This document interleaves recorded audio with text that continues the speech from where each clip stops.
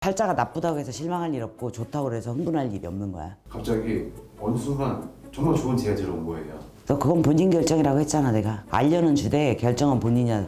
그 운대로 따라가는 거야. 될 수 있으면 하지 말라는 건 안 하는 게 좋다.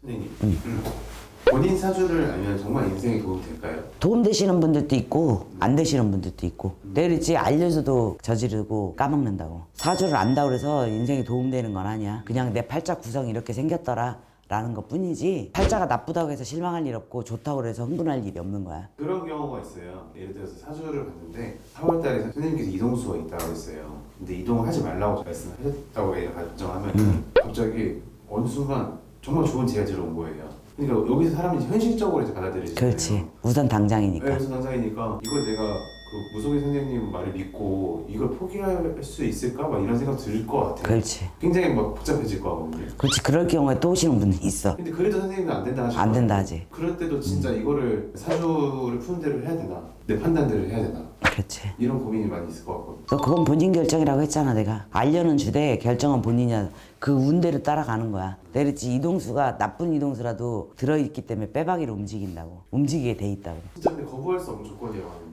그럼 움직이겠지. 그러고 나서 문제가 생기면 또 오겠지. 그런 식이야 매사에. 문서도 그래. 될 수 있으면 하지 말라는 건 안 하는 게 좋다. 그 이동이라고 그래서 올해는 좋지만 내년에는 안 좋을 수가 있거든. 내가 얘기하잖아. 올해는 괜찮아. 근데 내년에 문제가 생겨서 또 한 번 이동이 들어오는 경우가 있어. 그럴 것 같으면 안 움직이는 게 낫겠지. 예를 들어서 선생님이 저한테 오빠 너 33세부터 35세까지는 그 위장 기관이 안 좋을 수 있으니까 조심해라 라고 말씀해 주셨을 때 제가 그냥 검진 잘 받고 병원 한번 가보고 이러면은 그건 없어지는 거 아니에요? 병은 있지만 네. 관리가 되겠지. 심각하게 발전을 하지 않는다든가 완화시키는 거지. 사주를 알면 도움 되겠네요. 그렇지. 이미 소화기계통에 문제가 있거나 당뇨병 그럼 이미 앓고 계신 분들이야 거의. 때문에 그런 것들 관리하세요라고 얘기하지. 가지고 있는 병은 발병은 돼. 발병은 되지만 얼만큼 관리냐에 따라서 중증이냐 경증이냐 차이인 거지. 사람들이 대부분 긴가민가 하지. 그건 나도 그런다 그랬잖아. 나도 긴가민가 할 때 있고 그렇다고. 사주팔자라는 건 궁금하고 뭐 어떻게 보면 재밌기도 하고 호기심 때문에 보기도 하고 사는 게 고달퍼서 볼 때도 있고 어찌 해야 될지를 몰라서 보시는 분들도 있고 이유는 가지각색 다양해. 어떤 분은 다 필요 없고 저 말년이었던지만 봐주세요 하시는 분이 있고 노년이 걱정돼서 그러시는 분들도 있고 그래서 여러 가지 문제로 사주들을 보시려고 하더라고. 근데 내가 항상 얘기하잖아. 벌어질 일은 벌어진다고. 다만 그거를 완충할 수 있느냐 없느냐 그게 관건인 거지 팔자를 바꿔주지 못한다라고 하잖아. 그지?